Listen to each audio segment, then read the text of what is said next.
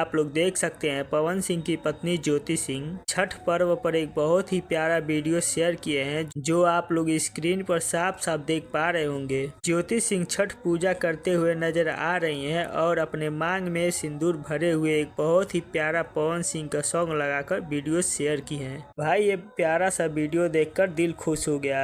भाई सबसे खुशी की बात ये लगी कि ज्योति सिंह ने पवन सिंह का गोदिया में वही बलकवा सॉन्ग लगाकर वीडियो शेयर किया है, जो कि भाई ज्योति सिंह भी चाहती हैं कि उनका गोद जल्द से जल्द भर जाए। ज्योति सिंह भी चाहते हैं कि उनका एक प्यारा सा ललना हो जाए और पवन सिंह पापा बन जाएं। बाकी दोस्तों हम लोगों की छठ माई से यही दुआ है कि छठ माई ज्योति सिंह की मनसा पूरा करे और एक छोटा पवन जल्द आए। बाकी दोस्तों ये प्यारा सा वीडियो बहुत अच्छा लगा देखकर। आप लोगों को ये वीडियो ज्योति सिंह का कैसा लगा कमेंट करके जरूर बताएं। बाकी दोस्तों इस वीडियो को शेयर कीजिए, लाइक कीजिए, चैनल को सब्सक्राइब करिए, क्योंकि बहुत ही प्यारा प्यारा वीडियो ज्योति सिंह और पवन सिंह का आने वाला है। धन्यवाद।